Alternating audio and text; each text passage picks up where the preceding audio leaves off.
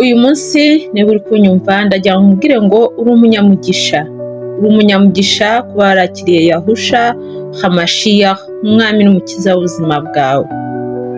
Bakundwa, iki nicyo gihe cyo kurekura ibyahise, ibyakubayeho karande, ibyakunaniye kureka, ibyakugize imbata y'ibyaha byose ukabirekura. Iki ntabwo ari igihe cyo guheranwa n'ibyaha, guheranwa n'agahinda, kuba akazuyazi. Ba mushya uhinduke rwose, haba mu mwuka, mu ntekerezo. Ndabashishikariza kugira inyota yo gukora ibyiza, inyota yo kubaho ubuzima buyobowe n'umwami wacu. Twebwe twizera Imana niyo yonyine ikwiye kutuyobora, tukayoborwa n'ijambo ryayo, kuko ijambo ryayo niryo ritumenyesha icyo Imana ikunda n'icyo yanga, ikibi n'ikiza. Kuko twabaye bashya mu maraso y'umwami wacu n'umukiza, tuba tugomba rero gukora ibyo Imana ishaka, tukayoborwa nayo ndetse tukayoborwa n'ijambo ryayo.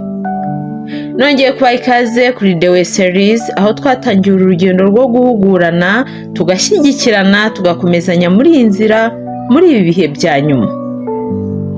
Uyu munsi rero nahoze nsoma igitabo cy'Abefeso, numva nifuje kuba nakibasangiza, n'abasangiza ubwo butumwa, kuko nibyo bikwiriye abakurikira bakanizera iyi nzira y'umwami wacu. Tugiye rero gusomera hamwe urwandiko Pawulo yandikiye Abefeso igice cya 4.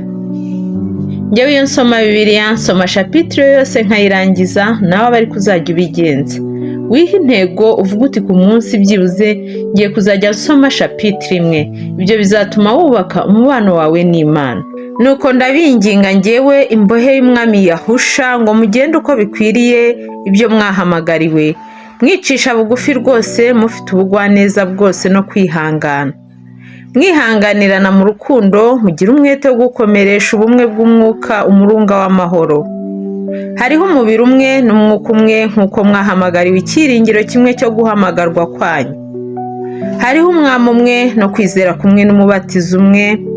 Hariho Imana imwe ariyo Data wa twese udusumba twese, uri hagati yacu twese kandi uturimo twese. Ariko umuntu wese muri twe yahamagariwe ubuntu nk'uko urugero rw'impano y'umucunguzi ruri. Nicyo gituma ivuga iti, amaze kuzamuka mu ijuru ajyana iminyago myinshi aha abantu impano. Ariko iryo jambo ngo yazamutse mu ijuru risobanurwa riti?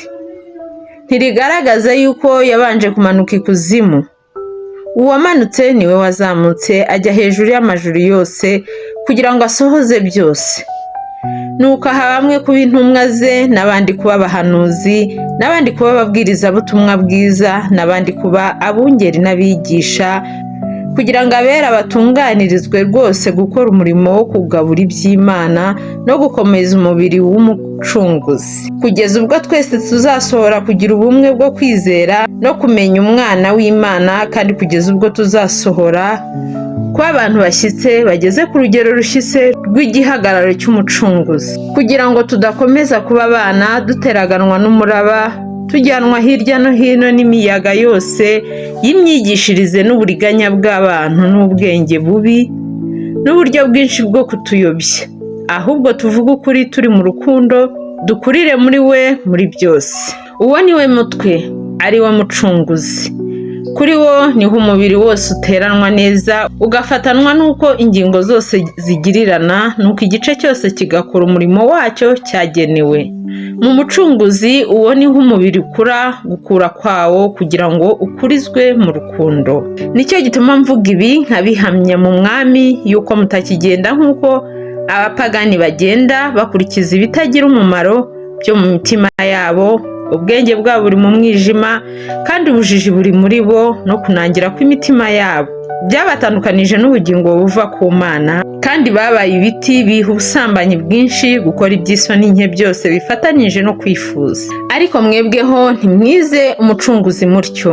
Niba mwaramwumvise mukigishirizwa muri we ibihura n'ukuri ko muri Yahusha, bibabwiriza iby'ingeso zanyu za kera, ko mukwiriye kwiyambura umuntu wa kera uheneberezwa no kwifuza gushukana, mugahinduka bashya mu mwuka w'ubwenge bwanyu, mukambara umuntu mushya waremeye ibyo gukiranuka no kwera bizanwe n'ukuri nk'uko Imana yabishatse.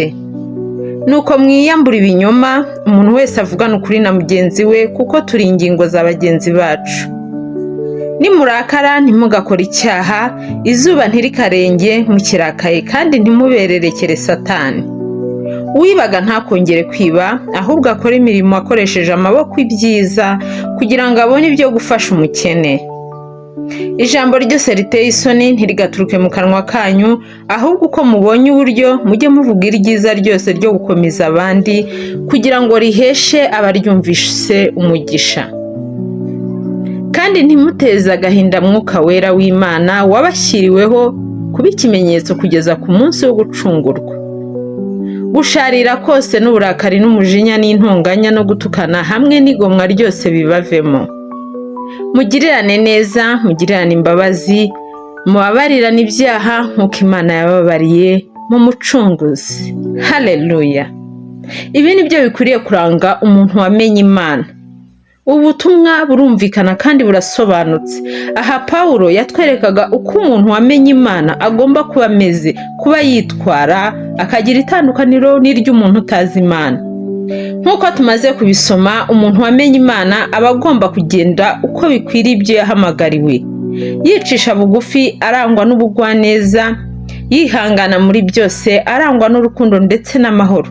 Bitandukanye rero n'umuntu utazi Imana, kuko umuntu utazi Imana aba akurikiza ibitagira umumaro byo mu mutima we. Ngo ubwenge bw'abantu batazi Imana ngo bwihorera mu mwijima, bwuzuye ubujiji, binangiye imitima yabo, ngo kandi ibyo nibyo bibatandukanya n'ubugingo buva ku Mana. Rero bakundwa, mwiyambure rwose umuntu wa kera, murekure ubusambanyi, gukora iby'isoni nke bifatanyije no kwifuza. Mugomba kumenya ko Umwami wacu akunda iby'ingeso nziza, mukiyambura umuntu wa kera, ahubwo mugahinduka bashya mu Mwami wacu, mugahinduka bashya mu mwuka n'ubwenge, mukambara umuntu mushya waremewe iby'ingeso nziza, ibyo gukiranuka no kwera, nk'uko Imana ari cyo yaturemeye. Umuntu wese avugana ukuri na mugenzi we, kuko turi ingingo za bagenzi bacu. Ijambo ry'Imana riratubwira ngo niturakare ntitugakore icyaha, ngo izuba ntirikarenge tukirakaye. Kandi ibyo nanone twongera tukabisanga muri Zaburi, ngo reka umujinya, va mu burakari, ntuhagarike umutima, kuko icyo kizana gukora ibyaha gusa. Zaburi igice cya 37 umurongo wa 8. Kandi ngo ijambo ryose riteye isoni ntirigaturuke mu kanwa kanyu. Tukongera tukabisanga no muri Matayo igice cya 12 umurongo wa 36. Kandi ndababwira yuko ijambo ry'imfabusa ryose abantu bavuga bazaribazwa ku munsi w'amateka. Rero bakundwa, uko ubonye uburyo, ujye uvuga ijambo ryiza ryo gukomeza abandi, kugira ngo riheshe abaryumvisha umugisha, kuko nimudakora ibyo muzateza agahinda Mwuka Wera w'Imana. Ahubwo murangwe n'ineza, imbabazi, kubabarira, nk'uko Imana yatubabariye ibyaha byacu muri Yahusha. Nuko nk'uko bikwiriye intore z'Imana zera kandi zikundwa, mwambara umutima w'imbabazi n'ineza, no kwicisha bugufi n'ubugwaneza no kwihangana. Mwihanganirana kandi mubabarirana ibyaha, uko umuntu agize icyapfa n'undi. Nk'uko Umwami wacu yababariye, aba ariko namwe mubabarirana. Ariko ibigeretse kuri ibyo byose, mwambara urukundo, kuko ari rwo murunga wo gutungana rwose. Mureke amahoro y'Umucunguzi atwarire mu mitima yanyu, ayo mwahamagariwe kuba umubiri umwe, kandi mugire imitima ishima. Ijambo ry'Umucunguzi ribe muri mwe rigwiriye, rifite ubwenge bwose. Mwigishanye, muhugurane muri Zaburi n'indirimbo n'ibihimbano by'umwuka, muririmbirirana Imana ishimwe mu mitima yanyu. Haleluya! Abakolosayi igice cya 3 umurongo wa 12 kugeza kwa 17. Bakundwa, ndabashishikariza kugenda nk'uko Umwami wacu ashaka ko tugenda, dushaka ibiri hejuru aho Umwami wacu ari, duhoza umutima ku byo Umwami wacu ashima. Haleluya! Fata umwanzuro kuva uyu munsi, usaba Imana imbaraga, usaba Imana imbabazi, kugira ngo ubashe gutsinda intekerezo ziva ku badayimoni zigutandukanya n'urukundo rw'Imana. Kuko intore z'Imana tuba tugomba kurangwa n'umutima w'imbabazi n'ineza, no kwicisha bugufi n'ubugwaneza no kwihangana. Ijambo ry'umwami wacu ribe mu mitima yanyu, musome Zaburi mushima Imana mu mitima yanyu. Nimuguma muri nge, amagambo yanjye akaguma muri mwe, musabe icyo mushaka cyose muzagihabwa. Ibyo ni byo byubahisha Data, nuko mwera imbuto nyinshi mukaba abigishwa banjye. Uko Data yankunze niko nanjye nabakunze. Nuko rero mugume mu rukundo rwanjye. Nimwitondera amategeko yanjye muzaguma mu rukundo rwanjye, nkuko nanjye nitondeye amategeko ya Data nkaguma mu rukundo rwe. Ibyo mbibabwiriye kugira ngo umunezero wanjye ube muri mwe, kandi umunezero wanyu ube wuzuye. Ngiri itegeko ryanjye, mukundane nkuko nabakunze. Ntawe ufite urukundo ruruta urw'umuntu upfira inshuti ze. Muri inshuti zanjye nimukora ibyo mbategeka. Sinkibita abagaragu kuko umugaragu atazi ibyo shebuja akora, ahubwo mbise inshuti kuko ibyo numvise kuri Data byose mbibamenyesheje. Si mwe mwantoranyije, ahubwo ni jye wabatoranyije kandi mbashyiriraho kugira ngo mugende mwere imbuto zanyu zigumeho, kugira ngo icyo muzasaba Data cyose mu izina ryanjye akibahe.